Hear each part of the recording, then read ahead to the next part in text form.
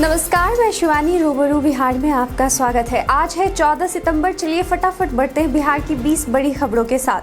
बिहार की सियासत के कद्दावर नेता और पूर्व केंद्रीय मंत्री डॉक्टर रघुवंश प्रसाद सिंह की बीते दिन 13 सितंबर को पहली पुण्यतिथि मनाई गई। इस बीच आरजेडी सुप्रीमो लालू प्रसाद यादव ने ट्वीट कर उन्हें श्रद्धांजलि देते हुए लिखा कि ब्रह्म बाबा संघर्ष के दौर सहयोगी थे। बता दें कि शुरुआती समय में राजद और रघुवंश प्रसाद के संबंध काफी अच्छे थे, लेकिन लालू प्रसाद यादव के जेल जाने के बाद पार्टी में उतनी अहमियत नहीं मिलने पर रघुवंश प्रसाद ने पार्टी से इस्तीफा दे दिया था। बिहार में अब तक 62% वयस्कों को लगा कोरोना टीका। सेकेंड डोज लेने वालों की संख्या 13 लाख से ऊपर।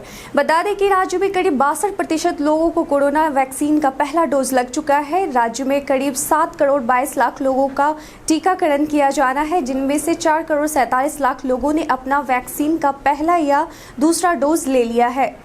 बीते दिन सीएम नीतीश कुमार के जनता दरबार में एक छात्र स्टूडेंट क्रेडिट कार्ड का शिकायत लेकर आया। छात्र का शिकायत सुनाने का अंदाज कुछ ऐसा था कि वहां उपस्थित सभी अधिकारी अचंभित हो गए। दरअसल छात्र ने सीएम से तल्ख अंदाज से पूछा कि स्टूडेंट क्रेडिट कार्ड बिहार में बीएड करने वालों को क्यों नहीं दिया जाता। उसने कहा कि क्योंकि आप जानते हैं कि बीएड करने वालों को टीचर की नौकरी नहीं दे पाएंगे, इसलिए वह लोन भी नहीं चुका पाएंगे, इसलिए आप बीएड करने वालों को स्टूडेंट क्रेडिट कार्ड नहीं दे रहे हैं। सीएम युवक के आरोप वाले अंदाज को देखकर दंग रह गए। उन्होंने युवक को शिक्षा विभाग के अधिकारी के पास भेज दिया।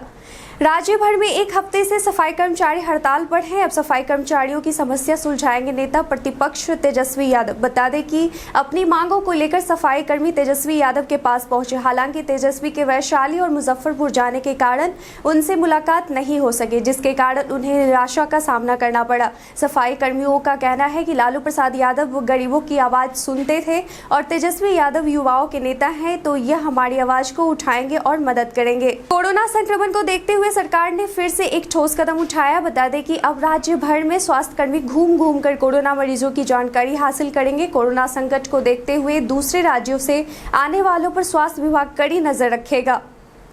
नेता प्रतिपक्ष तेजस्वी यादव और लोजपा सांसद चिराग पासवान की बढ़ती नजदीकियों पर राजनीति का माहौल गर्म है। ऐसा कहा जा रहा है कि आने वाले दिनों में चिराग और तेजस्वी एक हो सकते हैं, लेकिन इस बीच बीजेपी नेता नीरज कुमार बबलू का एक बयान आता है जो इस बात को खारिज करती है। नीरज कुमार ने कहा कि चिराग पासवान की किसी भी नेता से नजदीकी बढ़ सकती है, वह अलग बात है, लेकिन चिराग पासवान एनडीए के हिस्सा हैं, आगे भी रहेंगे।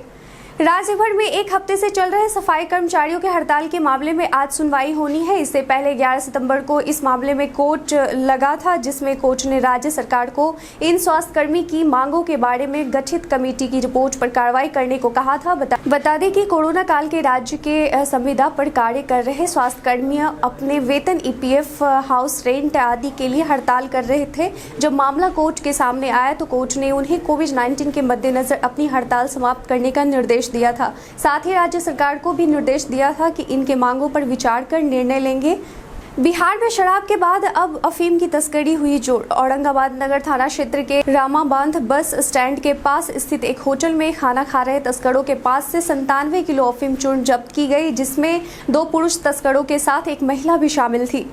जदयू के संसदीय बोर्ड के अध्यक्ष उपेंद्र कुशवाहा इन दिनों 2 दिवसीय दौरे को लेकर बिहार के कई जिलों में पहुंच रहे हैं। इसी दौरे को लेकर कटिहार जिले में पहुंचे, जहां उन्होंने प्रेस वार्ता के दौरान कई मुद्दों को लेकर प्रतिक्रियाएं भी दी। उन्होंने यूपी चुनाव से लेकर बिहार में सफाई कर्मियों की हड़ताल और बीजेपी और जदयू की तालमेल पर अपना बयान दिया। उन्होंने यूपी चुनाव को लेकर कहा कि अगर एनडीए के साथ सहमति नहीं भी बनेगी तो जेडीयू यूपी में चुनाव लड़ेगी। बिहार के शिवहर से एक अनोखा मामला आया है, जहाँ प्रधानमंत्री ग्रामीण आवास योजना के तहत नाबालिग यहां तक कि मृतकों के नाम पर भी आवास योजना की राशि का भुगतान किया गया है। बता दें कि मोहनपुर पंचायत के वार्ड 11 निवासी कबूतरी देवी पति राम भरोसे को BH 65111604 के तहत आवास योजना का लाभ दिया गया, जबकि कबूतरी देवी की मृत्यु कब की हो चुकी है। प्रधानमंत्री नरेंद्र मोदी का जन्मदिन कुछ इस प्रकार मनाएंगे मुख्यमंत्री नीतीश कुमार। बता दें कि मुख्यमंत्री नीतीश कुमार ने कहा कि प्रधानमंत्री नरेंद्र मोदी के जन्मदिन के दिन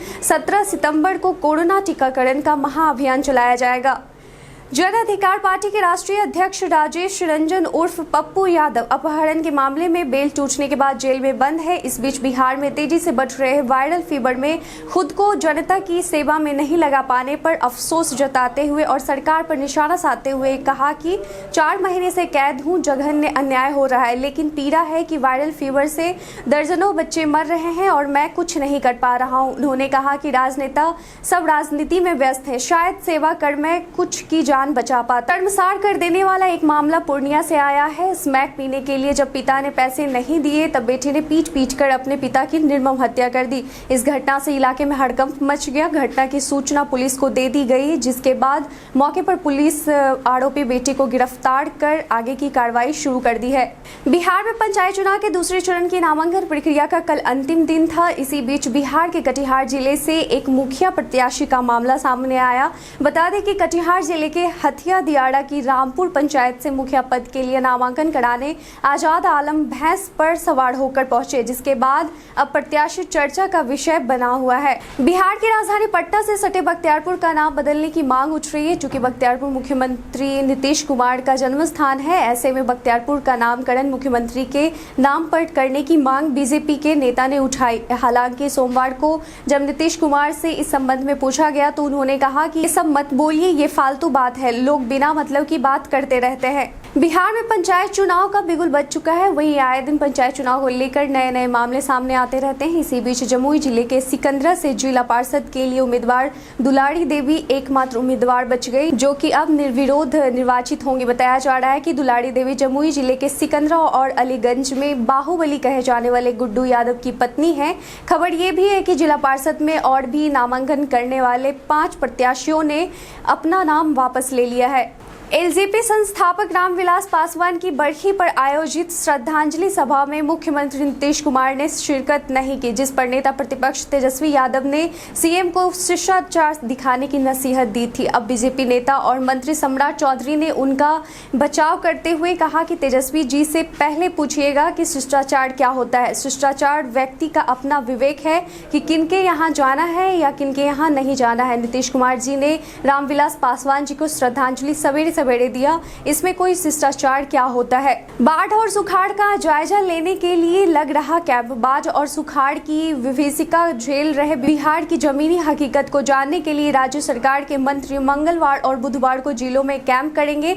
यह निर्देश मुख्यमंत्री नीतीश कुमार ने बीते दिन अपने मंत्रियों को दिया है। विभूतिपुर से जेडीयू के पूर्व विधायक राम बालक सिंह और उनके भाई लाल बाबू सिंह को कोर्ट ने 5 साल की सजा सुनाई है। साथ ही 15,000 रुपये जुर्माना भी लगाया है। आर्म्स एक्ट और जानलेवा हमला करने के मामले में कोर्ट ने बीते दिन फैसला सुनाया। शिकायतकर्ता ललन सिंह का कहना है कि उन पर जानलेवा हमला करने की कोशिश की गई थी। इसी मामले में बीते दिन कोर्ट ने इन्हें सजा सुनाई है। पटना में जूनियर डॉक्टरों का हड़ताल जारी। परीक्षा में धांधली के खिलाफ पटना और भागलपुर के मेडिकल छात्रों ने बीते दिन जमकर हंगामा मचाया। पटना के एनएमसीएच के जूनियर डॉक्टरों के हड़ताल पर चले जाने से ओपीडी सेवा ठप हो गई है। मेडिकल छात्र छात्राओं ने फिर से कॉपी की जांच की मांग की है। मांग पूरी नहीं होने पर अनिश्चितकालीन हड़ताल पर जाने की चेतावनी दी है।